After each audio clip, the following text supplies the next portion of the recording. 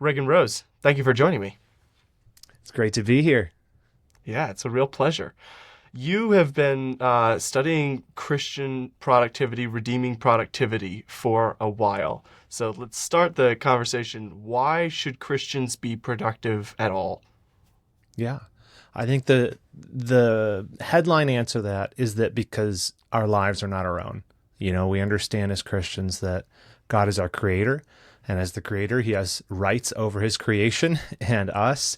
And more specifically, believers have been bought by the blood of Jesus Christ. And Paul says explicitly, that means your life is not your own.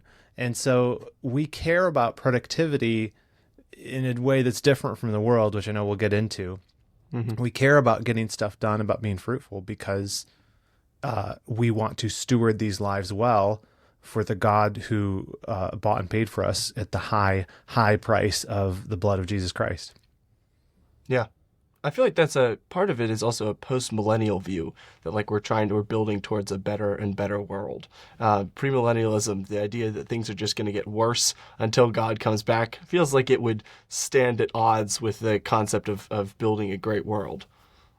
Yeah, that's an interesting thought. I'm actually premillennialist myself, so Okay, there you go. I, I think I think that eschatology plays a huge role in the way people think about productivity. I mean, this could end up going like way into like the deep waters, but my view is that that is not a necessary consequence of premillennialists. It's more of a consequence of a specific way that many popular premillennialists have interpreted texts, like is it First or Second Peter? It talks about the earth, the elements of the earth will dissolve as they burn, and that, and where it does lead to almost a fatalistic view of, well, nothing we do here matters, so throw your garbage out the window while you drive down the highway and burn up the rainforest, and all that matters is get as many people saved as possible, and everything else is just kind of a waste of time.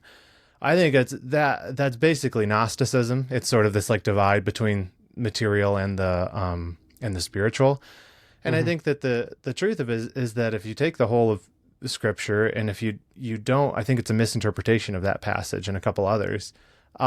It's very clear that the things we do on this earth do matter, and that there is some continuity between this world and the next, and that even in many, and I'm not alone on this, but many premillennialists I know as well take the view that there is going to be the earth is going to be renewed, not completely destroyed, and that our eternal home is on this earth. And so there's a lot of the debate on the continuity between, well, what of this life passes on to the next. That people fall in different lanes of that. But I think it's very clear that our works done here do matter in eternity, and the stuff that you do here, actually, it is important. Not like the physical stuff, and even the fruitfulness in good works that believers are supposed to do. Jesus talks about this in Titus, that Jesus bought us, redeemed a people for himself who would be zealous for good works, and that those works, even Revelation talks about them following us into the new world. So all of that to say, I don't. I think it's sort of like a pop premillennialist thing that leads people to conclude that it doesn't matter, and I think it's not biblically faithful. So there's not as much distance between at least the view I hold and the postmillennial view with regard to optimism and pessimism. There's obviously a lot of little differences on the specifics of it, but I think that every Christian should be optimistic that the work that they do here in this life actually does matter, as we do it as an act of worship unto God. I think everyone would agree on that.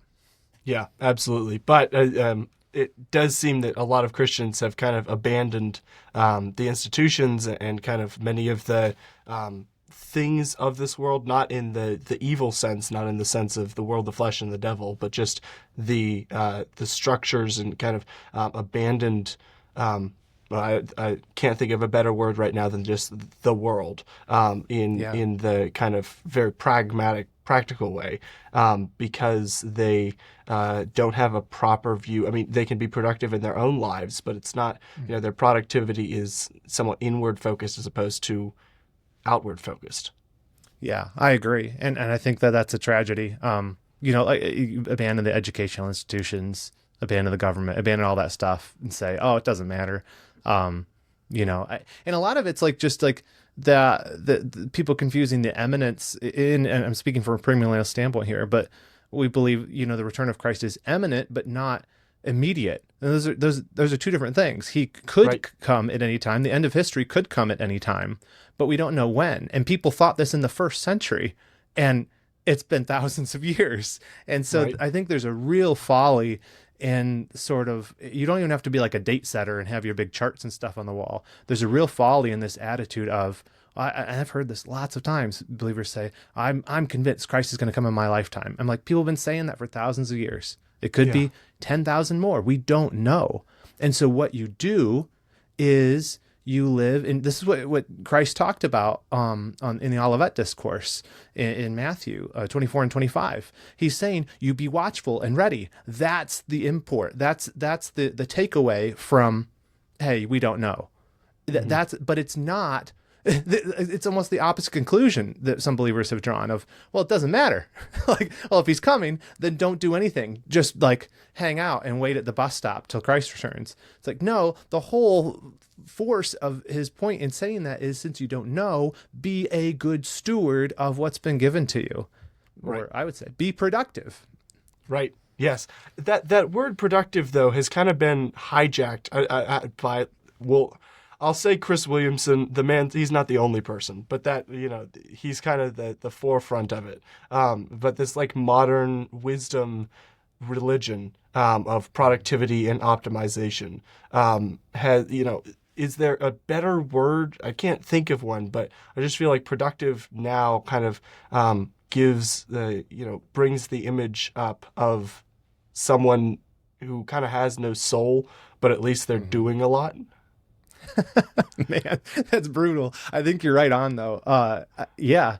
I mean, that's why, my ministry is called Redeeming Productivity, because I think it is a hijacked term. The way I think about it is, historically, the term productive, before our conception of it is basically a mechanical conception. Modern people coming out of the Industrial Revolution, we thought, okay, we got to be productive in our factories and our businesses, and we want to be efficient. We want to make sure everything is profitable and the number go up. And then that was adapted later in the 20th century with guys like Peter Drucker as work moved out of the factory and into the office and knowledge work. That's where we got the rise of what we would call today personal productivity, which is most of the time when people say productivity, they mean personal productivity today. But it's basically downstream from this mechanical idea of how do I maximize efficiency? The Industrial Revolution, this machine productivity turned into individual productivity. How did we get there? Yeah. So historically, we're living in this age of personal productivity, but it still has the hallmarks of that industrial view. I would contrast it with, there's a mechanical view of productivity and an organic view. And all this is to say is, picture on the one side, the mechanical view, Henry Ford's Model T factory with the assembly line. That is the way we even talk about ourselves today. It's very much, you treat yourself as a machine. So people talk about productivity and they'll say, oh, my bandwidth or my capacity or all these things are mechanical metaphors. And it reduces man to this mechanized being, which is inaccurate and is godless, like by just virtue of the metaphor we're using. But productivity has a deeper history than that. The term productive also applies to an orchard. So if you picture the factory on one side, the orchard is the historical place where people talk about a vineyard or an apple orchard that would bear much fruit was called productive. It's why when I go to the grocery store, the place where I get the fruit and vegetables is called the produce section. And I think it's not just splitting hairs to say, hey, that's how we should conceive of productivity, as fruitfulness. And there's so many implications to that. It's slower. It is, I think, less efficient, probably. It requires diligence. The growth, the thing itself matters. Like the tree is not just an incidental thing that's like, well, yeah, what really matters is the fruit. It's like, no, I have to take care of the whole thing. There's a more holistic view. And when you apply that to yourself, it's like, my growth as a person is part and parcel of my output. Whereas the mechanized view is like, I just tweak all these little knobs and I'll become this perfectly efficient machine. And me doesn't really matter. It's all about the stuff that comes out the other side. So I think that the term has been hijacked. I prefer the term fruitfulness. I prefer the term stewardship when you speak about a Christian's responsibility to it. Yeah. But historically, you can use the term both ways, but it is often has those overtones to it, the mechanical view.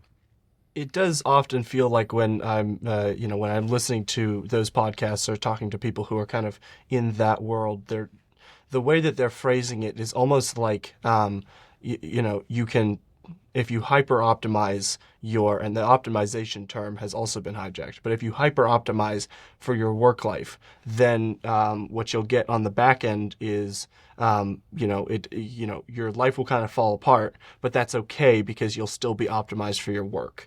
And that feels like eventually it'll just lead to your own destruction. And people should probably stop thinking of themselves as just a bunch of different pieces that you can put together in whatever order you want, and more as like a tree. Yeah.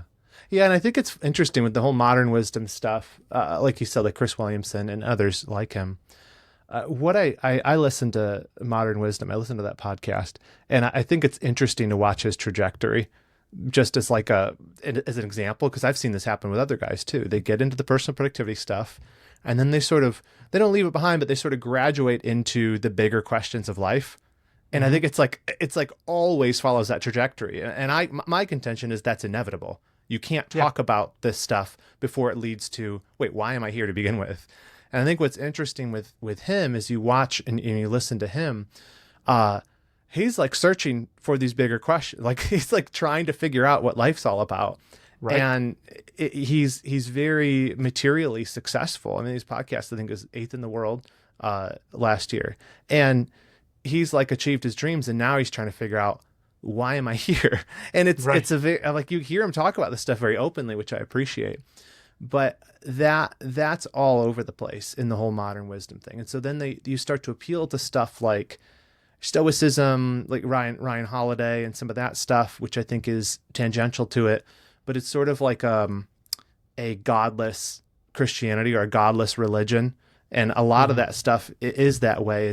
It's man's search for meaning, Viktor Frankl type stuff. Like, I need to construct my own meaning so that I have some higher purpose, because productivity can only get me so far. It's not an end in itself. And when you realize that the whole time you were seeking to be productive, you're actually chasing something. You might be chasing money, but more deeper than that, you're chasing something like happiness or success, which is very often just not defined. People they haven't even thought in their heads, what do I actually want? And when you get to a place where you can look around and say, I've gotten the stuff that I wanted. I have the money. I have the success. And you look around, you're saying, hang on, the thing that I think I really wanted completely eluded me. Wait a minute. Does that even matter? What matters? Who am I? What's the purpose of life? And you end up at this like religious crossroads, this crisis, which I think we see playing out with a lot of the productivity space online right now. Yeah, and I would imagine that part of the reason that trajectory starts is because guys are kind of built to do the nasty, dirty tasks and just kind of do them mindlessly. We're good at that. Of like, okay, go shovel for 6 hours. It's like, okay, I can do that. And that's not something that, in the middle of it, you're like, I wonder what is the great reason why I'm doing this. And so guys kind of have this whole, okay, I'm just going to shovel. And then they get to the bottom of the hole. And it used to be that it was like, oh, you're digging that hole so that, your family can plant a tree. And now they don't have families. And they're like, so why am I here? Yeah. Yeah, I think that's absolutely true. Our disconnect from all of the centers of meaning that God gave us. Like, we're disconnected from the church. We're disconnected from family. We're disconnected from our own education and the education of our children. like everything's been outsourced. Nancy Pearcey talks about this in the Yes. introduction to, I want to say it's the introduction to a C.R. Wiley book. And I don't remember which book it was, but she talks about like everything being outsourced. Everything's been outsourced. Like everything, the center of life used to be the home. That was the productive center of life. My work was something I did in the home or in outbuildings adjacent to the home. It was something the whole family was involved in. Medicine was in the home, right? We you know, the chief, your primary care physician was mom. Right. Your food production, even spiritual life, you know, you would attend a local church, but it was very much centered around, the home as well. It's like all of the entertainment as well. Entertainment was having people over or hanging out with friends, or like everything's been outsourced and piecemealed. And if we feel like we've been pulled in a million different directions, it's because we have. Modernity has picked us apart into all these different pieces, and we're looking like, how do I put this back into a whole? And it's a nearly impossible task. And I think you have to, if you're going to seek to do that, to try to find meaning, you have to start with God, and then you have to begin the slow, hard work of how do we reconstruct a life around the primary institution, which is the home, and having our productivity centered there, and all these different things. So I think you're right. It's like part of this bigger sweep of history that we happen to find ourselves in, and so it's no wonder we feel lost and aimless. Yeah. I talked to Nancy Pearcey last week, actually. Did had you her on the really? show. Oh, she's great. She's wonderful. It was a great conversation. And but I was asking her, like, so what is the right response, given the Industrial Revolution, for Christians who are seeking to be productive, in a way that they don't abandon their family, because we were talking about the corporate religion, and I would imagine that part of the modern wisdom religion is a reaction to that. But then on top of that, like, how do you also be productive in actually going and doing things and like building huge organizations and blessing millions of people and doing more, and how do you do that in the at the same time as doing as optimizing, as focusing on the home, remembering that that's the base from which you came. And anyway, I'd love to hear what your did she thoughts say on to that as that? well. I'm curious what she thought. She was kind of like, I had a hard time getting a solid answer out of her. But her response was something along the lines of like, you need to remember that you do actually need to be in the home, and then B, remember that there is the Great Commission, the Dominion Mandate. Those things are both true at the same time. So she just kind of reiterated the point. But I'd love to hear your thoughts on how Christians should go about doing that. Yeah. I think, I'm an optimist by nature. I think we live in a time where we have the resources to do this, to rehome our lives, to coin a term, because you can now work from home. I think that the internet is a blessing. We're using the internet. You can, and many people are shifting to work from home type thing, or starting their own businesses and things with a little capital. And so, like, I'm not saying everyone has to do that, or that that's the way forward for everyone, but I believe that more than we've had the opportunity in maybe 100 years, it's actually possible to chart a way back, but it's really hard. And so I think that it is that intentional attitude of, I am going to be fruitful in all areas of life, and treating productivity not as something that only applies to the sphere of work. Like, this is the way I talk about it. It's like, I think I talk about our domains of stewardship, and it's down straight, like the idea of the Dominion Mandate, right? I've been charged over many different responsibilities. My vocation is one of those responsibilities, and it's a big one. Just think in terms of time. It's most of my time each day. But I've also been given the domain of my family, my relationships, my church, my health, my finances, right? All these different things are not in competition with productivity and vocation. It's that they are different areas that all have to be stewarded. And so the mistake we can make with productivity and trying to do all this is we treat it as that's just the vocational part. And so then everything gets sort of like you over-index your time, your attention, everything on this one area to the neglect of these other things that are real responsibilities. And so how that applies to this broader question is I think that we have to try to reintegrate our lives as much as we can. And I'll use myself as an example at great peril, but like that's something I've been seeking to do for the past like 6 years. Part of the reason I pursued doing the Redeemed Productivity full time, I went full time 5 years ago in March. Nice. I wanted to be in the home.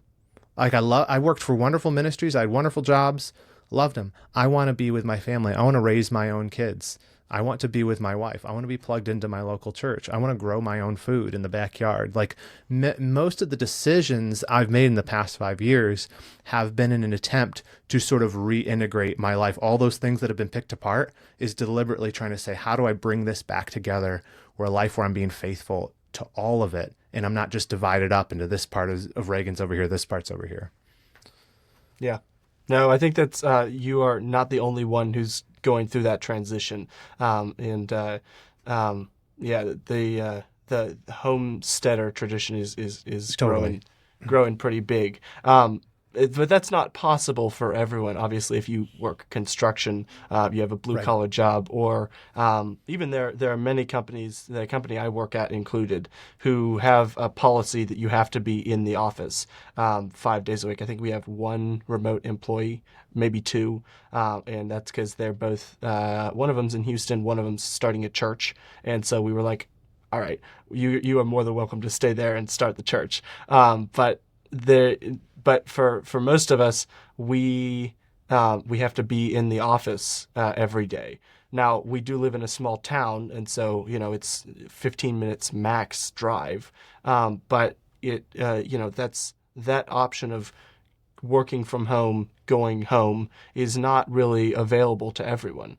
So what would your advice be to those people?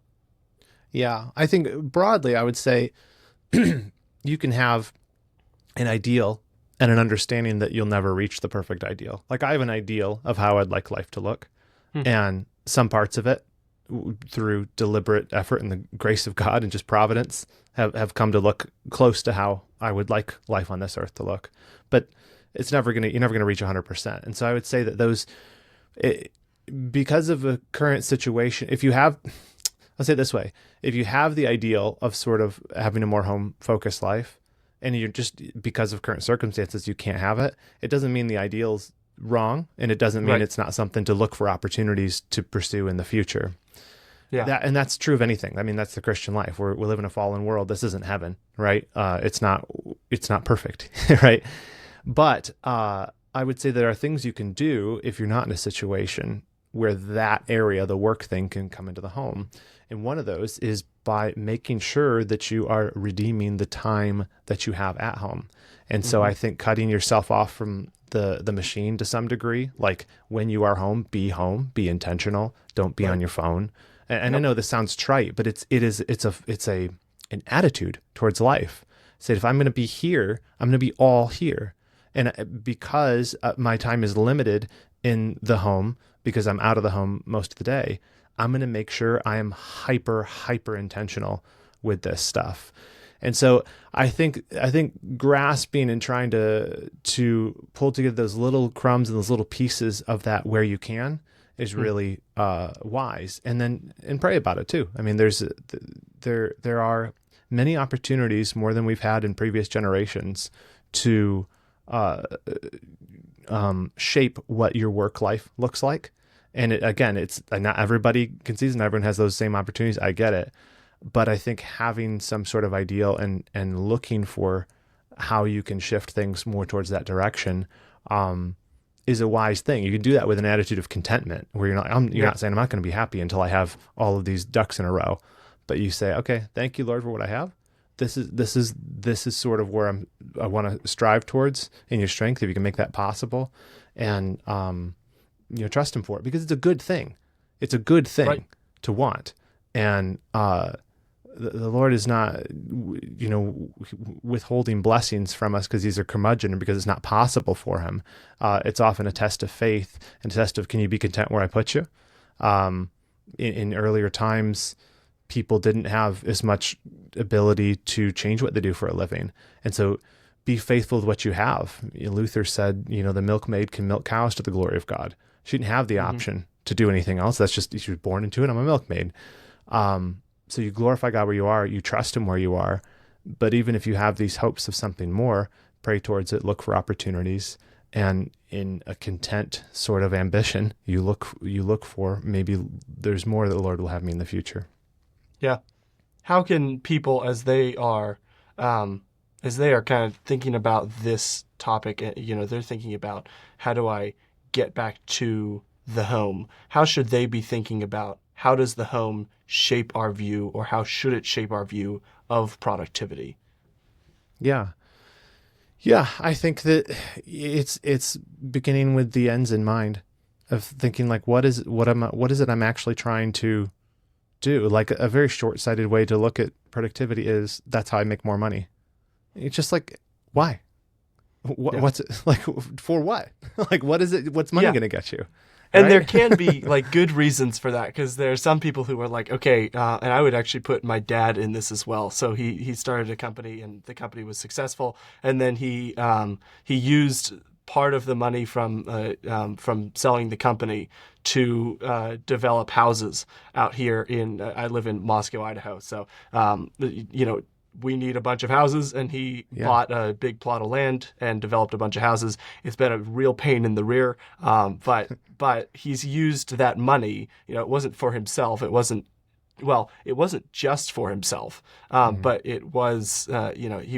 He saw it as a tool, that God has given me this tool. How can I bless him with it? So, money's not all and I bad. think it's not at all. And I think that's, you read the Proverbs, and wealth is treated as a blessing. Even, when it's, the scriptures speak about Abraham, he gets incredibly rich, and it is all called God is blessing him with that. And so again, I think it's like, there's sort of like this Gnostic view about money. Because the love of money is the root of all evil, we allied that into, so money is the problem. No, it's the idolatry of money. Money is a blessing. And so you can redeploy wealth to serve people. And even Jesus talks about, in the parable of the shrewd manager, he talks about using unrighteous wealth to buy friends for eternity, which is it's one of the most interesting verses, I think, in the New Testament. Like, what a strange way to phrase it. Yeah. But another way, a valid use of the wealth God blesses you with, is to enjoy it with thanksgiving. I think, I could write a book on that. I think that is a missing element in the way Christians today talk about money. It is okay to enjoy the blessings God's given you, and to do it with an attitude of, thank you, God, because you are worshiping him by taking the gift and saying thank you. And likewise, you are worshiping him when you take some of that and you give it to others, or you support causes you believe in, and all that. It's the heart. And that, this whole conversation, we'll come back to this again and again, I'm sure, because that's sort of like the meta answer, I think, is, it's your viewpoint. It is, what is my heart in all of this? Am I doing this in act of worship to God? And the details are going to look different in every person's life, but it's the heart that matters to God. Yeah. I think Christians have seen the love of money as the root of all kinds of evil, and they went, right, so I guess I won't have any of it. But, you could say the same thing about food. You can overdo it and become gluttonous, or any other blessing that God has given you. But that's that not believing that God is sovereign over your wealth too, and not just your circumstances is. I think that's a failure to understand the story.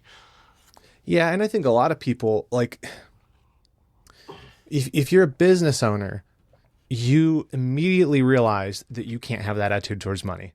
Like, this is something, like, I noticed when I worked for other people, you can have this weird sort of Gnostic attitude towards money, and even like, you don't think you love money because it's sort of just it's there and it's fixed, and it's like, if I do the job and don't get fired, I will keep making money, Yeah, and you it's don't have fine, the right? opportunity to love money. That's yeah. Or you don't think you do, because I realized this when I went in working for myself. I realized, oh no, I'd been idolizing money the whole time. I didn't think I had, because I was idolizing it for a specific benefit of the idol, which was security. I felt like, oh, I have this job, I'm secure. When you go out on your own, you become aware of just how insecure you really are. Because it's not actually true that you're secure because you have a good job. Like, you can get fired, anything can happen. The company can go under.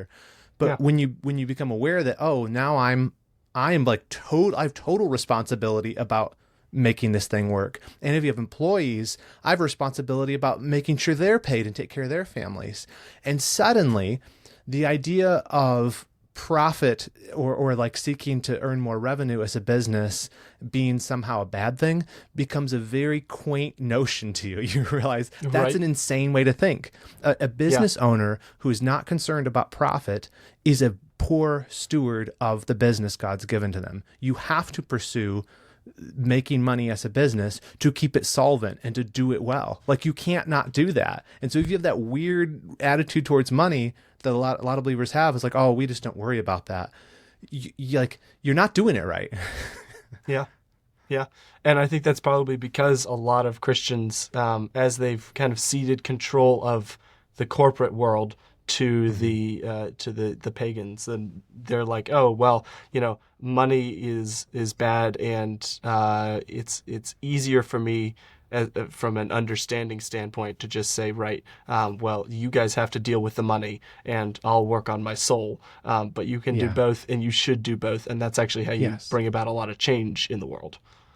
Absolutely, absolutely. And I just feel like a lot of believers could do with, a 2 year journey through the Proverbs and Ecclesiastes and like the wisdom literature, and Right. look and say, hey, there's this whole area of life of wisdom that is not disconnected from your spiritual life, but it is a hyper practical application of the spiritual life to the world we live in. And if you ignore that, you end up in this weird place where nothing even makes sense, where like everybody, like, because this is why any mature young man in your church is going to be encouraged that the next step for them is to go to seminary and become a pastor. That's the only option. If you are mature in the faith, the only thing you should do is become a pastor. And even though many churches will give lip service to the doctrine of vocation, that God does give us different vocations, in practice, most evangelical churches don't actually believe that. I mean, now I'm ranting, but like, I really think there's a major issue. We need mature people who are rooted in the scriptures, walking close with the Lord, even good at theology, that are out there just using that and applying it to the quote unquote secular vocations that they've been given, and doing that in a way that honors God. It's not second tier. It's not a second class calling. It Right. is a wonderful investment of a life. Yeah, and if you abandon that, as we have, then you deal with things like, oh hey, as it was, let's see, 2 years ago, there's no one Christian in our government, and there doesn't, we need to elect an entire new group of people, and okay, the only way we can get Facebook and Instagram to come around is to somehow accidentally, turn Mark Zuckerberg from a little geek nerd into like a Chad Alpha Bro, and we didn't even mean to do that. As opposed to like, so what if Christians had their own multi-billion-dollar business that they could use to fight the powers of darkness with that asset as well? I mean, I'm not a all tools are legal in the fight against Satan, but all lawful tools are legal, and we should use them. Yeah, absolutely. Absolutely. Has how on the other side of that coin, of the like, I'm spending too much time in the corporate world and not spending enough time at home. How should people who are at home working from home, people like let's say software engineers, those people, how should they avoid the trap of retreating into the home, and just seeing the home? I'm just gonna shrink down, and I'm at home, and I don't worry about the world, and I just do my software engineering, and then, I'm at home, but I'm at home with my kids, so it's all fine. Yeah. Yeah, that's a great question. I think that is a real danger. Um, for any of us, even if you don't work from home, like because of the prevalence of devices and the internet, I can live an entirely cloistered life and feel moderately satisfied by it. Like I just basically be online and entertained by a screen for my entire Yeah. day. And most of us, that's kind of what most of our lives. I would say that the answer is becoming involved with your local community and your neighbors and your local church specifically, and prioritizing those things. Because if it is, as you said, like if you work from home, you don't have the office life, and so you kind of lose this interaction with the world that's just sort of there by virtue of being around other people every day. So you've got to make up for that. And you have unique opportunities from working at home that others don't. And so like loving your neighbor can literally mean being a good neighbor in your neighborhood or like with the Right. people around you. You know what I mean? There's Right. lots of stuff going on in your local community. There's lots of ways to do that. You're just going to have to say, I need to be more intentional about this. And so there's going to be a trade-off on my time where I'm going to say let's go be involved, and that's not at the that's not a trade-off on I'm going to spend less time with my family because I'm you know at the library. It's let's be Right. involved in our community as a family. Let's have our Yeah. neighbors over. Let's go out and be a part of the whatever, the farmers market, all that stuff. Like I think that it's just intentionality is the short answer. You just have to be consciously fighting against that desire to just hole up in your home. Yeah, I think that more Christians probably need to hear that message of like, okay, go out, and the world is redeemed by a lot of people talking to a lot of other people, and you have to be like in person. It's hard to convert someone over Twitter. I don't know that anyone's ever Mhm. successfully done it, but you have to actually go like be part of the community, and now that you're planted here in this place, how can you use the streams of living water that run through you to kind of preach gospel through your life, and also through your words directly to people, and that's a just as wonderful way of bringing people to the Lord. Yeah, and I would say it's better. Like I think that we see this even in Paul's letters. There's a couple times where he uses the expression of making up what is lacking, or Hmm. there's one in Philemon, there's one somewhere else. But the idea was with both of those, if you read the context, is he's saying a personal uh, a personal representation of things. So he says, I think it's Philemon, where he says making up what is lacking in the cross of Jesus Christ, the gospel of Jesus Christ. And you're like, what's lacking in it? What are you talking about? And what was lacking was a personal connection to it, that he would go there and be face to face with them. More explicitly, like he would say, I'm sending you this letter, but it'd be better if I was there face to face. So there Hmm. is this, as embodied creatures, we even see it in the scriptures, that is preferable, that we be around people. And I think that we've been duped in some ways of saying, oh, well, if I'm going to be a responsible Christian, if I'm going to be in the world, not of it, but in the world, that's going to mean I need to spend more time online on these social media platforms and all of that. And I just think like it pales in comparison to the real stuff. It seems more important that I go out there and be on these online platforms because I can potentially reach all these different people. But having people over for dinner is more important, I would say, than a tweet that reaches 100,000 people, because that is, like you said, like I like the way you put it, that the world's redeemed by like lots of little conversations. It's those little nudges, those little things that them people observing your life, you living as a redeemed creature in this world, that people see that, and then gospel opportunities come up as a result of that. It's a very organic way of just like, we're here living these peaceful, quiet lives, doing the stuff God put us on earth to do. And we're doing it with the people around us. And naturally, good emerges from that. And I just think that we make this fool's bargain where we're like, oh, it's the same thing if I'm just online. I just don't think it is. And Yeah. as time bound creatures, I can't do both with, what I mean? I have to choose. It Right. doesn't mean you have to, I'm not saying everyone has to get off social media totally, but like I have to choose how I'm going to spend my time. And I think that it's a superior way to do in-person embodied stuff. Yeah, and on top of that, at your work, at your job, if you're not working from home and you're at your corporate job, and the opportunity there is like show them how productive in a Christian manner, and how Yeah. let the light of the gospel flow through you at work too, which actually can be done, contrary to some Yes. popular belief. You can do that, and you should. Yeah, absolutely. And Christians should have the most integrity at work. We should be doing the highest level of excellency in what we do. We should have the most cheerful attitudes. Like all of these different things, like the the fruit of the spirit should be displayed through your work. Like you should be able to show love, joy, peace, patience, kindness, stuff. Like all of that gentle stuff, all that stuff should show up in your work from day to day, Hmm. and that leaves a mark. People observe that and they say, "What on earth is this hope that you have within you? Like, why Right. do you treat it like this? Why aren't you participating in the culture of complaining that marks pretty much every workplace? Like, what is that?" And obviously being forward with the gospel witness as well too is much.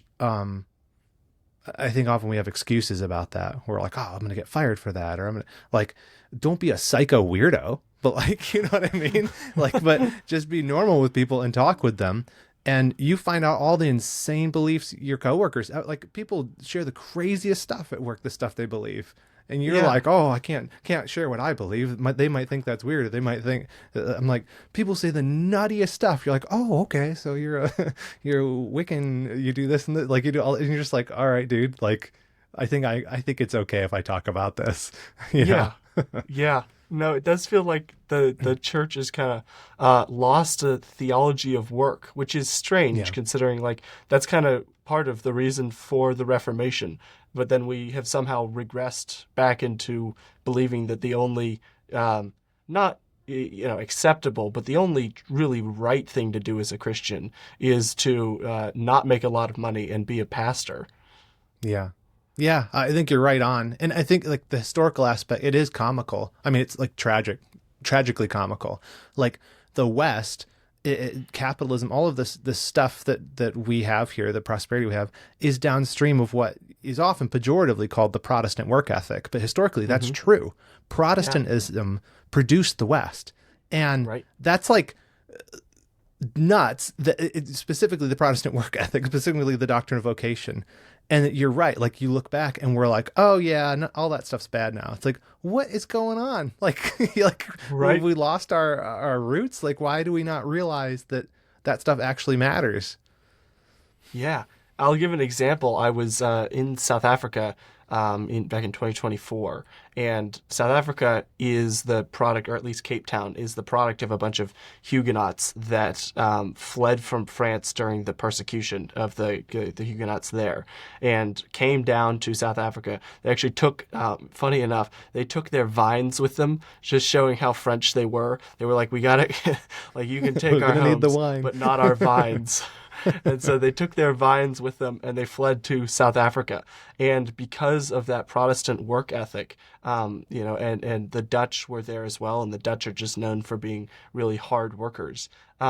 They have created in Cape Town like one of the prettiest cities. It was for a long time a very safe city, a very productive city, an industrious city that kind of stands in sharp contrast to the rest of Africa. And it's just a wonderful beacon of the glory of the gospel. That hey, look, if you work hard and give it unto the Lord, look what you can make a city that's better than pretty much any African city out there. And Hmm. you can just do that with a bunch of people who are actually dedicated to this task over the course of 500 years or however long it's been. And I think Yeah. that's a wonderful way of sharing the gospel. Yeah. It's a product of an outlook, a worldview of it's the way you look at work, look at things. And like we're tragically, we lived through a time where that is, as we're talking about, it's in being rejected, basically, that outlook. And so instead you have entitlement. Instead you have victimhood. Instead, like I should get all these things for free. Yeah. Someone should do all this stuff for me. And that leads nowhere good as a culture adopts that worldview. Right. Yeah. What is the correct theology of work, the theology of vocation, and how did the church lose it? Mm-hmm. Yeah, I mean, the doctrine of vocation was developed. Luther, during the Protestant Reformation, they kind of deal with justification, and then they're continuing to build on that. And they're reforming different aspects as they're examining what corruption has entered the church through Roman Catholicism. What are the things we've missed? One of the things Luther personally keyed in on was this idea of calling. And so vocation is just the Latinized way of saying calling. And the idea in the Roman Catholic Church was that there's only one calling. And the calling is you're either a priest or you're not a priest. That's the only calling there is. It would include monks and nuns and stuff too. But basically you have this you're called to a higher spiritual life. So you have the haves and the have-nots. They have the elite Christians and then everyone else. And everyone else, I guess you got to do what you got to do to survive, but what you're doing doesn't matter, was basically the takeaway. And so Luther comes, he says, no. God's called each of us. We're called to Christ, obviously, in the gospel, but we each have a unique gifting, a unique a set of responsibilities that's given to us, and we should treat that similarly as a holy vocation, as a holy calling. Like what I am doing, the work I'm doing, is my act of worship to God, and that is the attitude that sort of permeated Reformed thought, and then up in the Puritans even went deeper with it, and that's sort of what spread to America and stuff. Was the Puritans even driving that home more deeply. And you had that all over the place. I mean, one of the biggest writers on the doctrine of vocation was, what's his name? The Dutch guy who was the prime minister. I'm blanking on his name right now. Yeah,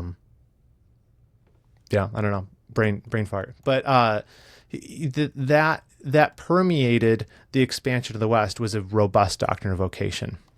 And I guess, I'd have to think about it. It's not really something I thought about. Why has it fallen out of favor? Yeah, it's a good question. I don't know. What do you think? I'm reaching here.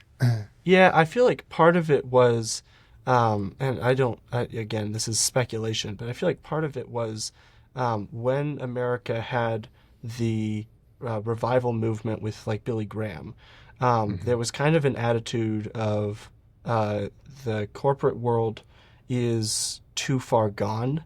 And so the response was, okay, well then let's, we have to do corporate jobs because we need money to provide for our families.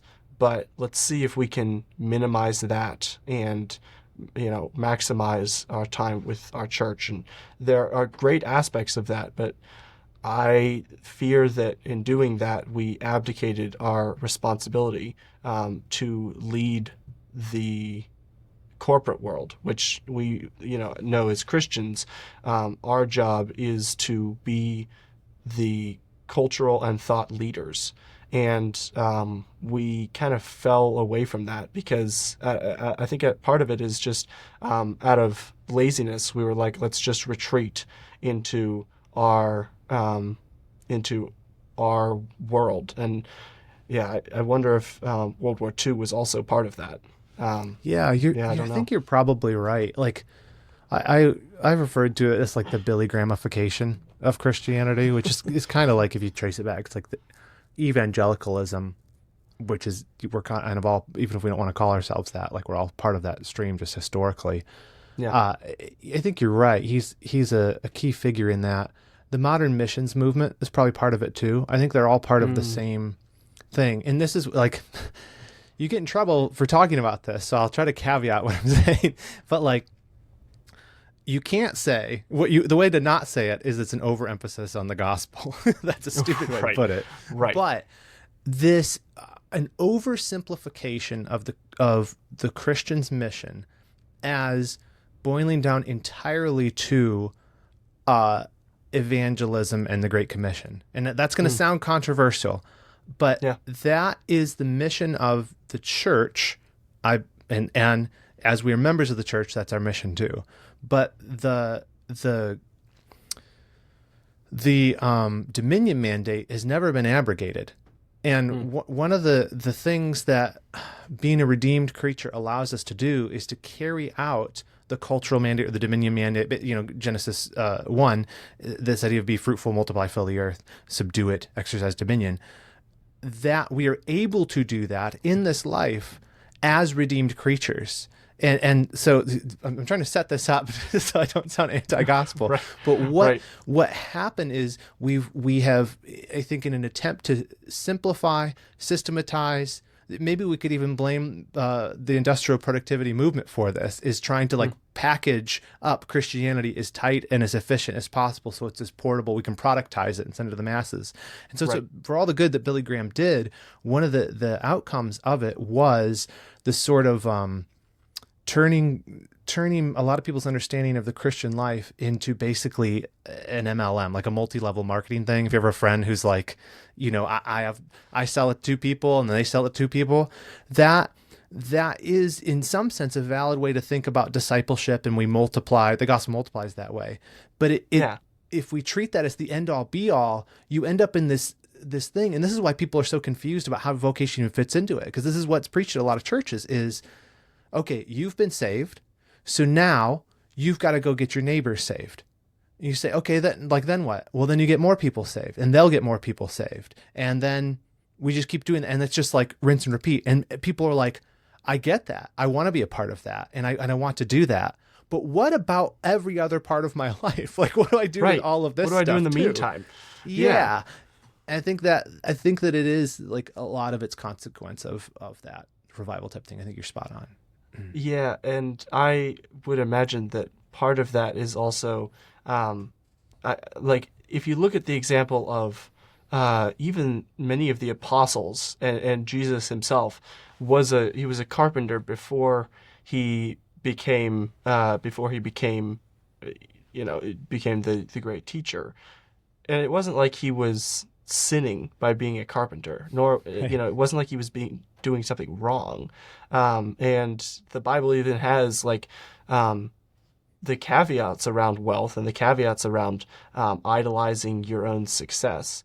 But if you look at people like Lydia in the New Testament, who used her wealth and her house and her influence to, I believe she was part of the reason that Paul got out of the city of, I don't remember which city, but after Paul had escaped prison, he came to, I think, the house of Lydia, and they were all the Christians were gathered there as a house church, and Paul knocked on the door, and they got him out of the city, but that was only done because she was wealthy. And so I think people looked at that as like, oh, so the only reason you get money is to help, is to fund the church, right? The churches and the pastors, the real thing. Which is a strange misconception. Yeah, it's like an instrumental. It's like a purely instrumental means of wealth, and it's a tricky thing because at once you want to warn, and we are rightly warned by Scripture against the danger of the love of money, the danger of fixing our eyes here on the things of earth and sort of like storing up in barns. Jesus talks about that in Luke with the guy. It's like, fool, this night your life's required of you, Right. And he said, the point of that is make sure your treasure's in heaven. And so we're warned about that. But again, I always come back to it. It's always a warning about a heart thing. It's even a qualification for an elder is that they don't have a love of money. They're not unduly idolizing it. But that doesn't make it a bad thing. And I think when we talk about it that way, you just end up with all of these folks who don't know what to do. They don't, of course, their jobs feel meaningless. You get a bunch of, you're talking about negatives. You get a bunch of unqualified people who go into the ministry as well because they think that's the only thing for them. Right. And Yeah, if I can throw another hot take at you, just in terms of like reasons, Bring it one thing on. I've suspected is we are very much in our day and age. Obviously, we are of the new covenant, right? And so we Right. do focus on the New Testament. But I think there's a massive uh, illiteracy of the Old Testament, which is Hmm. why there's so much of this stuff that would have been in the background of the minds of the New Covenant believers that isn't retread in the early church through the you don't have it all come up again in the New Testament. What I'm Right. trying to Yeah. say is all the stuff about blessings and the stuff like in the Proverbs and the wisdom literature and all that, it that's in the back of the minds of the believers that are coming to understand this new revelation of what Christ has done through the gospel. And so it's this the writers of the New Testament, specifically the epistles, are trying to unfold and help people to understand what is new, what has changed, what is different, right? But because we only look at that New Testament, we have a very skew. We miss all of that stuff that they would have understood, and Right. specifically the pastoral epistles, First and Second Timothy, Titus, which Hmm. are written by Paul to help pastors, elders understand how to order a church. There are parts of that that are universally applied, that are specifically written for this class of people, these offices who would lead the church. But some of those principles are universally applied to every believer. Be, because pastors, and I love pastors, but many of them, since that's all they do is they focus on that stuff. They have this sort of lack of experience with what it like living in the real. I mean, it's all the real world, but like living in a secular vocation, Yeah. and they see as okay, the highest thing is the gospel of Jesus Christ, discipleship, all of this, and they start taking all the stuff that's specifically written in the scripture for them and saying this is what every believer should be doing. And so Mm. you end up with problems like in a lot of churches that people are incredibly overburdened. Like that's like there's almost this guilt mentality of like, hey, we have like 17 events this week. You should be at all of those and volunteering for all of them. And they're Yeah. like, because this is the most important thing. And so there's this high pressure placed in believers like your entire life should be this. And because this other part, and the message that people take away is because the other part of your life doesn't matter. Do you get what I'm saying? I Right. mean, I know that's like kind of Yeah. my hobby horse, but Yeah. I think that part of the like the Old Testament has some wonderful parts in it. I'm thinking right now of do you see a man who is diligent in his work? He will stand before kings. He will not stand before yeah, mean men. Right. Which implies also, one, that there's diligent men who are diligent in their work. And this is not, it doesn't give any indication that this is just the Levites who hmm are, this is only right, talking about the Levites who are diligent in their work. It's, you see a man. So anyone who is diligent in his work. And then we'll stand before kings, which implies that there are kings and not just a bunch of pastors. There hmm is actually a different sector that has authority, and we do yeah, need to be paying attention to that sector and trying to become the kind of people that deserve to be in front of that sector. Elon Musk has done more for America than many, many pastors simply because he worked very hard, achieved a lot, and then was able to buy Twitter. And that actually hmm saved us from a lot of, free speech violations. But we wouldn't be, we wouldn't, A, we wouldn't know that that was the case until after he bought it. And B, if he had decided that, really the only thing for me is to become a pastor, obviously not a Christian, so that would be a disqualification. But we wouldn't be in the situation we're in right now. We would be in a much worse spot.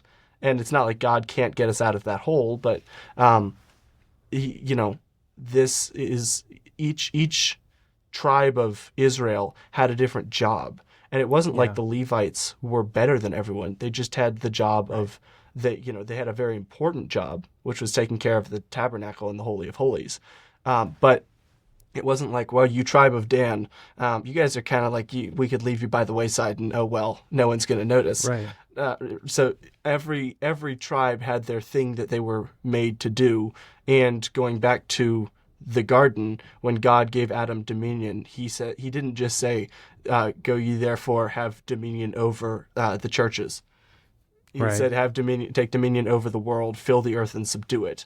And that applies to everything in life. And so I think that, a proper understanding of the Old Testament leads to a proper understanding of the theology of work. Yeah, I think that's incredibly well said. And there's a Thank you. context. There's a broader context to there's this whole story of redemption going on throughout history, and I think that we have this tendency to be myopic, and we say, okay, like we're in this stage where we need to be about like evangelizing and sharing the gospel with the lost and all of that, and that's true.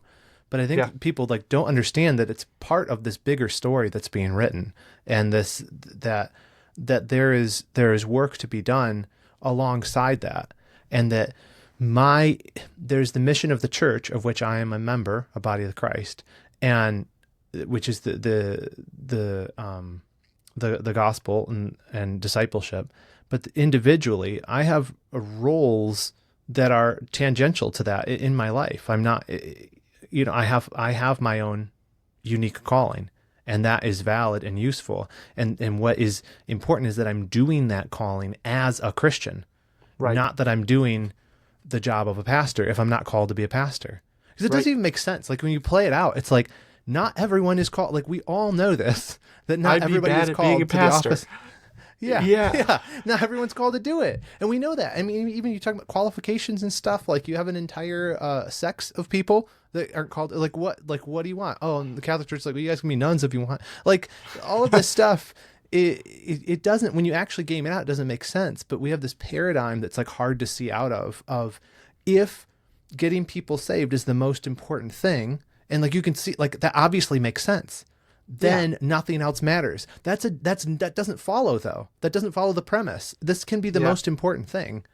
And it can also not mean that everything else doesn't matter. Actually, this important thing, people coming to Christ, being redeemed, learning to walk in wisdom in him, that trickles down to how they live in the world. You know what I mean? That whole part is just cut off, where it right. just becomes like about, I just have to get as many people saved as possible. That's the end all be, and that's the only thing that actually matters. It's like Yeah. that's just an incredibly simplistic view of it. Yeah, that's a wonderful point that like you do actually cancel out half of the population by just stipulating that everyone has to be pastors. Real bummer to be a woman, I guess. But Yeah. and like if you look in the Old Testament, like Ezra and Nehemiah spent years rebuilding Jerusalem, and they got books in the Bible. It wasn't like God was like, sorry, we're a little embarrassed that you actually didn't spend all your time preaching. You spent a lot of time building and fighting. And honestly, that's just kind of shameful for the rest of us. So Yeah, you we'd shouldn't have done appreciate that. if you were quiet about that. Yeah. No, that's such a good point. So, but as far as tying all of that up with a bow, how should Christians think about, and specifically, I want to target my generation, Gen Z, who is the least productive generation, perhaps ever. We are really bad at doing things.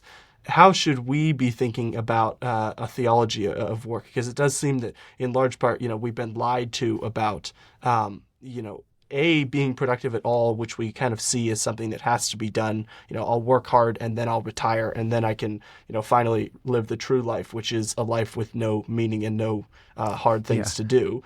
And then B, like, we've been told that, okay, the only meaningful work, at least from the church's perspective, is going into the ministry. And so a lot of Gen Z is like, well, clearly I'm not qualified for that. But also, what should I be doing with my life? Why should I be working at all? Yeah. Yeah, it really stinks. Like I feel bad for you guys, like because Thanks. obviously, and you get kind of like pooped on a lot too about people, and We do. I'm a millennial, and the same thing.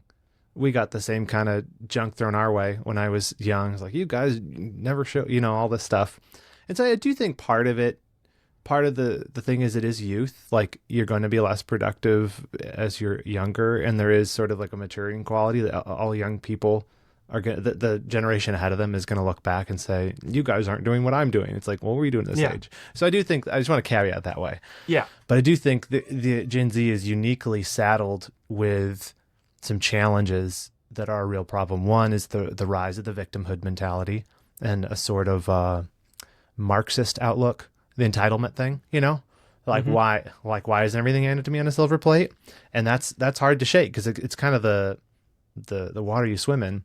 Another one is you kind of were born into the curse of social media and like the online world, which is all kinds of problems. It sucks the life out of you because it's sort of like it at once consumes all your attention and it just shows you everything you don't have and can't have. And so this heart of covetousness that's like stirred up, which only makes everything worse.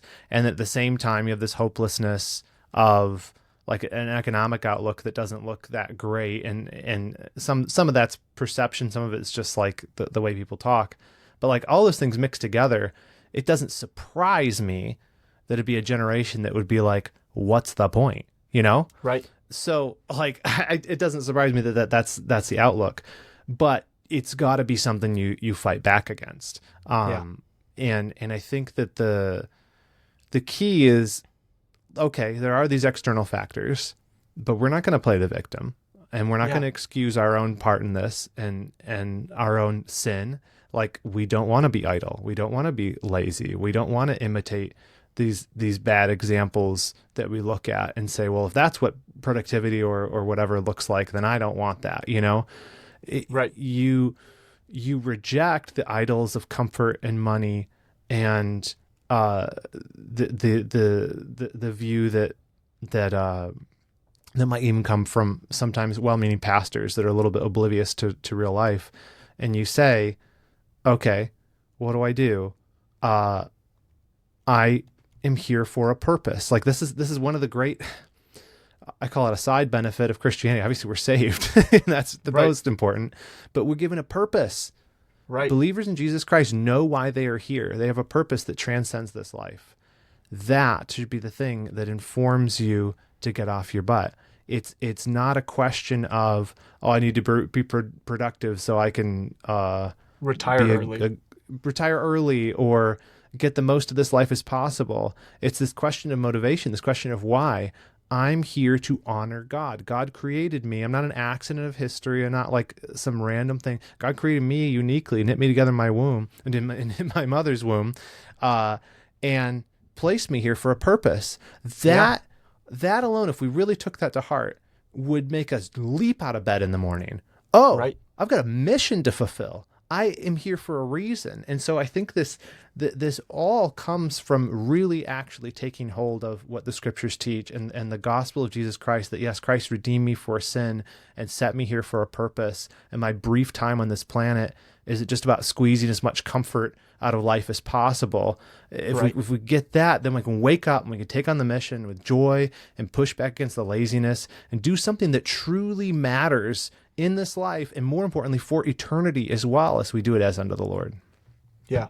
And I think that the fighting against the victim mentality is so huge. I mean, looking out at the problems in the world, most of them we didn't create.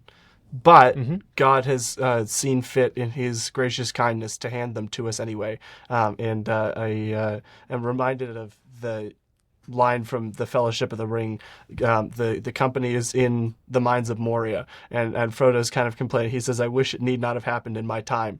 "So do I," said Gandalf, "and so do all who live to see such times. But that is not for us to decide. All we have to decide is what to do with the time that is given to us." And I think that we have forgotten and been lied to about why we're here, and that's actually leading to a lot of this problem of, we're just here for our own comfort and enjoyment. And so, well, why on earth wouldn't I abdicate everything so that I can, just to get a little bit more pleasure out of life? Yeah. And the thing is, it's not going to lead you anywhere. Like, you talk to anybody who's tried to go down the hedonist path, like that, like it's worse. It's pointless. You can get everything you want out of this life, like in terms of like you can be super rich, you get set for life. Then what do? What you talk to like somebody who retires early, and they're like, now what? Be a Right. greeter at Walmart. Like, what do I do? What do I do? Like, we were made to work. Like, Yeah. you're made in the image of God. God is a working God. We have the 7 days or the 6 days of creation, the seventh day of rest set up as an example to us, where he looks at what he made at the end of every day, says it's good, and he takes pleasure in it, and he takes satisfaction. We're to Yeah. imitate that. And if you see work as a necessary evil and something that you have to get through or avoid if at all possible, you're kind of like missing out on one of the main vehicles for meaning that God's Yeah. actually given us. And Yeah. it's a real bummer if you do that, because you're kind of missing out on life. Yeah. Yeah. Work hard as unto the Lord for something bigger than yourself. And you'll actually find that a lot of these meaning questions kind of answer themselves, which is wonderful. And I do also wonder on top of this if productivity is generational. I mean, the baby boomers and the generation, the greatest generation were some of the most hardworking people ever, and well, at least in recent history. But Jeshurun waxed fat and kicked. Now we're dealing with a generation, and I feel like it's a generational sin of laziness. Yeah. Yeah. No, I do think there is those things, but those are the products of worldview. You know what I mean? There's something that pervade. I mean, even you look at the baby boomers, that could be a whole nother thing, but like they sort of like went through, they had the back of this Protestant worldview, and that like led them to be productive. They had examples of their grandparent or their parents and grandparents. And then they sort of were baptized into the consumerism comfort god of this age. And so when they're coming into retirement, it's sort of like, look at all this great stuff like we've done. Now let's waste it all, And so like, I'm not saying that applies to every person of that age group, but you look at that and you're like, what on earth is that? And so each generation has its unique challenges, and we're uniquely shaped by the cultural worldview in which we come into. And I think the challenge in every generation is to push back against that with a biblical worldview, and to say, okay, that's not the way to think about this. That this is the right way, because even quote unquote productive generations, many of them were doing it out of the wrong desire. You know what I mean? They might have built great things, but was the attitude that came at it with really God honoring, and it's true at the individual level too. And so I think that what we have to do is try to step outside of history in our current moment and say, how do I approach life and work as a believer? Because that's the only true North Star I can really look to is to God's word, and try to escape from some of the common traps that are going to be endemic to whatever generation we come from.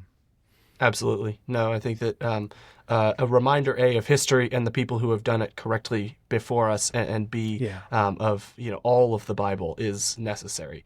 How should people, as they're thinking about this whole topic, how do you practically do things in a way that is fruitful? Do lots of things in a way that is fruitful, and even the menial tasks of just doing the same thing again and again, and not just productive. Yeah. It does come back to motivation, attitude, worldview. So like I often think in these categories of get clear, get organized, get consistent. Like I think that in that order, I get clear on why am I here? What am I supposed to be doing? And this can apply at every level of life. This job I've been given, what do I know that is true of what I ought to be doing with this? And clarify that, hyper clear. How do I do this well as unto the Lord? Not as some vague platitude where I like pull out of Colossians 3 and just say, oh yeah, I got to do it unto the Lord. But think specifically, what would it look like for me to do this job with excellence in a way that pleases the Lord? And your mind starts spinning. I would be praying every morning for help with this. I would be doing the work with extreme excellence and integrity. I would be seeing my workplace and the people I interact with as an opportunity to not just glorify God, but to love my neighbor, and even as opportunities for the message of the gospel to go forth, right? Like, and then to build into your life organized principles. How am I going to manage my time to make this work well? And this is where the principles of like what we talk about personal productivity actually apply and help you augment that mission and be like, hey, I'm going to use these so that I can be consistent and organized in it. And then day after day, finding a way to make sure that my knowing my my mind, my eyes are going to be tilted earthward again and again. I'm surrounded by people and attitudes and even ads and stuff that I watch that are telling me this life's all that matters and all these wrong worldviews and outlooks. I build into this habit of, I'm going to have my eyes lifted upward every morning in prayer with the Lord and in getting into the Word and all these spiritual disciplines, understanding that those are not just an ends in themselves. We practice the spiritual disciplines so that we grow in grace and holiness, and so that we are equipped to do the stuff God gives us to do. And so I think just having that silver thread run through all the stuff that you're doing. This is actually Thomas Watson, one of my favorite Puritans. He said, the glory of God is the silver thread which must run through all that we do. That, if I could boil it down to that, you're constantly asking, how do I glorify God? In this job, in this relationship, in my neighborhood, in my church. And if you start asking that question, the answers are very readily available. And then you start building a life around that. Yeah, absolutely. How are you guys over at Redeeming Productivity? And you yourself, I don't know your whole story with how you started getting into this, but how are you guys, providing clarity for people wondering more? Yeah, I mean, that's the big thing. It's all in the name, Redeeming Productivity. That's my mission as I see it. That's the unique calling God's given me, at least in this season of life, as far as I know, is I want to help believers think biblically and practically about what it means to actually get stuff done in a way that glorifies Him. And so we do that with podcasts, YouTube videos, articles, written several books. We're starting to write on a fourth one now. And so that's really the big thing, is matching up, not just here's some life hacks, but saying, hey, God's word has a lot to say on this, and you can apply really practical strategies to put this into effect. So it's not just theory, it's what do I actually do in my planner on Sunday evening to make sure that I'm set up to maximally glorify God in the week ahead. So that sort of things. We have resources on the practical and the theological side. Yeah, that's wonderful. And I think very necessary. And also a good reminder to people who are, have the theology of work kind of squared out in their minds, but sometimes it's good to get a refresher on, okay, how can I do this more? And, how can I, enjoy the gifts that God has given me more, and do it all for His, He is glorified both in the working hard and in the Sabbath rest and enjoyment. So, I think that's a wonderful reminder for everyone. I'm very grateful for the work that you guys are doing. Where can people find yourself, Redeeming Productivity, the books that you guys have, all of that online? Yeah, everything's at redeemingproductivity.com. You can also find us on Spotify or YouTube just by searching Redeeming Productivity. Wonderful. Fantastic. I will put links in the description. Reagan, thank you so much. It's been a pleasure talking with you. Thanks, brother. Really enjoyed this. Yeah. See you guys.